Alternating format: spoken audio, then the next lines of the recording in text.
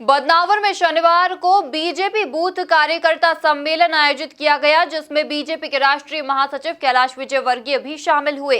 इस दौरान कैलाश विजयवर्गीय ने कांग्रेस पर जमकर हमला बोला। देखिए ये खास रिपोर्ट।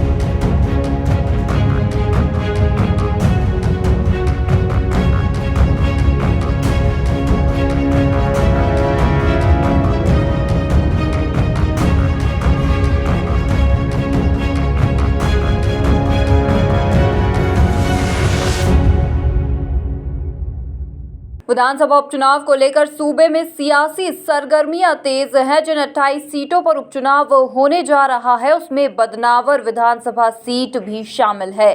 बदनावर से बीजेपी उम्मीदवार शिवराज सरकार में सिंधिया समर्थक कैबिनेट मंत्री राजवर्धन सिंह दत्ती गांव है। शनिवार को बीजेपी ने बूथ कार्यकर्ता सम्मेलन आयोजित किया, जिसमें बीजेपी के राष्ट्रीय महासचिव कैलाश विजयवर्गीय भी शामिल हुए। इस दौरान भाजपा महासचिव ने कांग्रेस पर जमकर हमला बोलते हुए कहा। उन्होंने कांग्रेस पर निशाना साधते हुए कहा कि क्या हम ऐसी पार्टी को माफ कर सकते हैं जो देश विरोधी के नारे लगाए। देश की सीमा पर हमारे सेना का नौजवान खड़ा है, देश की रक्षा के लिए, दुश्मनों से देश की रक्षा कर रहे हैं। आज यदि हम चैन से बैठे हैं तो उसका कारण ये है कि वो सैनिक दुश्मनों की तरफ छाती खोलकर खड़ा हुआ है कि मेरी देश की तरफ देखा, मेरे देश के 130 करोड़ जनता की तरफ देखा तो तुम्हारी आंखें फोड़ दूंगा। ऐसा हमारा सैनिक खड़ा हुआ है।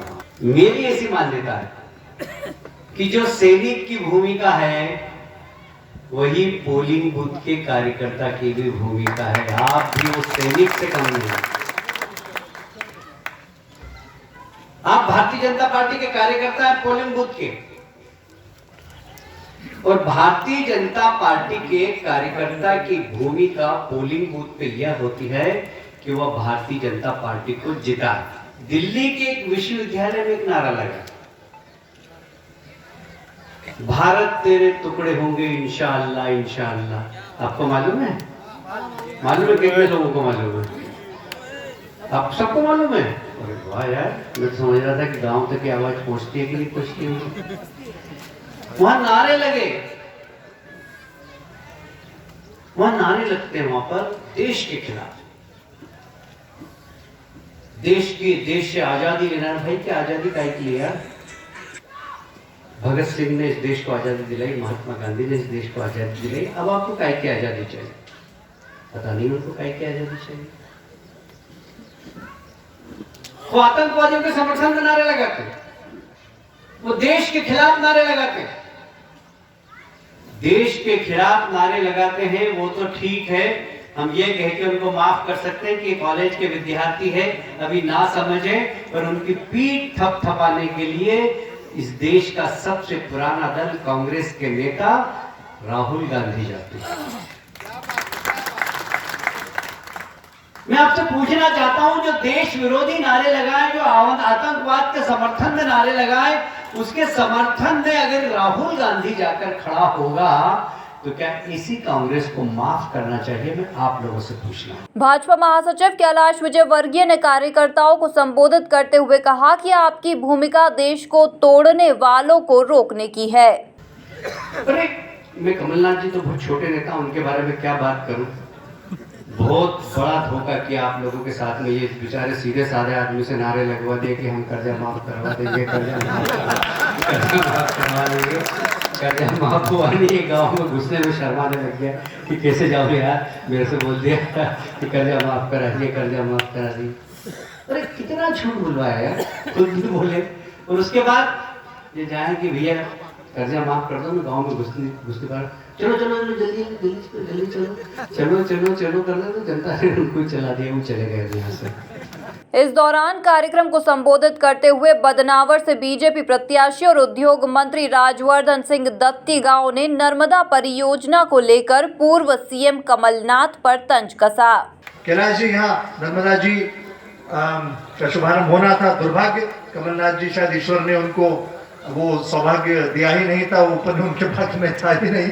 हमने कई बार उनसे कहा, लेकिन आई डोंट हैव टाइम, मेरे पास समय नहीं है, चलो चलो चलो चलो जल्दी में हूँ। अब वो तो चलो चलो करते चले गए और नर्मदा को लाने का सौभाग्य आपके माध्यम से शिवराज सिंह जी के माध्यम से करवाया।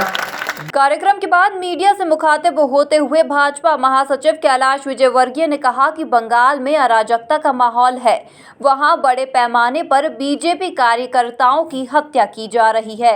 वहाँ पर प्रजातंत्र है ही नहीं, बंगाल में प्रजातंत्र नहीं, हिंसा की राजनीति है, प्रतिपक्ष को कुचलना ये वहाँ की सरकार की मंशा है। और वहाँ नौकरशाही का राजनीतिकरण भी हो गया और नौकरशाही का अपराधीकरण भी हो गया। ये नौकरशाही खुद वहाँ अपराधियों के साथ मिलकर और हत्या करवा रही है। तो कार्यकर्ता की अगर हत्या हो जाती है, उसको मार दिया जाता है तो उसको आत्महत्या में परिवर्तित कर देते हैं। तो एक तरीके से अराजकता है वहाँ और बहुत ही हिंसक राजनीति है और वहाँ राजनीति करना बहुत मुश्किल है। कम से कम 125 कार्यकर्ता हमारे मारे गए अभी तक वहाँ पर लगातार। अभी हमारे एक बहुत दमदार कार्यकर्ता मनीष शुक्ला जी को शूटर से मरवाया गया, बाहर से शूटर, बांग्लादेश से शूटर मंगा के उसको मारा गया, स्टेन गन से मारा गया, 19 गोली निकली उसके शरीर से। थाने के सामने कोई अपराधी इतनी हिम्मत कर सकता है कि स्टेन गन लेकर आए बिना पुलिस के संरक्षण के। तो ये दुर्भाग्यपूर्ण है कि वहाँ पर एकदम प्रजातंत्र नहीं है। महामहिम गवर्नर साहब ने भी इस विषय में अपनी टिप्पणी की। देखिए, वहाँ मेरा क्या, वहाँ हर भारतीय जनता पार्टी के कार्यकर्ता की जान का खतरा है, क्योंकि वहाँ विपक्ष को कुचल दिया जाता है। पहले जब सीपीएम ताकतवर थी तो सीपीएम के कार्यकर्ताओं को मारा उन्होंने, कांग्रेस ताकतवर थी तो कांग्रेस के कार्यकर्ताओं को मारा। अब क्योंकि हम ताकतवर बन गए तो हमारे कार्यकर्ता मर रहे हैं। तो जो ताकतवर पार्टी विपक्ष में होती है उन कार्यकर्ताओं के लिए खतरा होता है। वहाँ भारतीय जनता पार्टी के हर कार्यकर्ता के लिए खतरा है, जो पोलिंग बूथ पे जो कार्यकर्ता है वो चाहे बड़ा नहीं। तो वहीं मध्य प्रदेश में उपचुनाव को लेकर उन्होंने कहा कि जनता ने बीजेपी के कामों को देखा है, लिहाजा वो बीजेपी के उम्मीदवारों को ही वोट करेंगे। देखिए, इस प्रकार की हल्की राजनीति मध्य प्रदेश के मतदाता कभी भी स्वीकार नहीं करेंगे। मध्य प्रदेश के मतदाता जागरूक मतदाता हैं, वो दूसरे राज्यों की तरह नहीं है हमारे यहाँ कि जाति के आधार पर वोट देते हो। हमारे यहाँ डेवलपमेंट का एक एजेंडा है जो बीजेपी के समय से प्रारंभ हुआ है। जो विकास करेगा प्रदेश की जनता उसको वोट देगी। प्रदेश की जनता ने भारतीय जनता पार्टी के विकास को देखा, शिवराज जी के विकास को देखा और 15 महीने के कमलनाथ जी के भ्रष्टाचार वाले राज्य को भी देखा है। वो दोनों को यदि तुलना करेंगे लोग 15 महीने और 15 साल तो समझ में आ जाएगा। और इसलिए मध्य प्रदेश का मतदाता जागरूक है। अभी मैंने किसानों से पूछा कि आपको मालूम है कि विश्वविद्यालय के अंदर, दिल्ली के विश्वविद्यालय में नारा लगा कि भारत तेरे टुकड़े होंगे इंशाल्लाह इंशाल्लाह। मेरे को लगा कि इतने रिमोट एरिया के कि शायद इनको नहीं पता हो, पर 100% लोगों ने कहा कि हाँ हमें पता। तो आज तकनीकी इलेक्ट्रॉनिक मीडिया इतना सक्रिय हो गया कि पोलिंग बूथ के कार्यकर्ताओं को भी मालूम है कि देश की राजनीति में क्या हो रहा है। और इसलिए भारतीय जनता पार्टी को अपना परिचय देने की ज़रूरत नहीं है। लोगों ने भारतीय जनता पार्टी को देखा है और कांग्रेस की खरीद फरोख्त की राजनीति को प्रदेश के मतदाता बहुत करारा तमाचा देंगे इस बार उपचुनाव। कुल मिलाकर बदनावर की जंग में अब बीजेपी महासचिव कैलाश विजयवर्गीय भी सक्रिय हो गए हैं। अब देखना होगा कि उनकी इस सक्रियता का फायदा भाजपा प्रत्याशी राजवर्धन सिंह दत्तीगांव को कितना मिलता है। बदनावर से एमपी न्यूज के लिए विशाल राव की रिपोर्ट।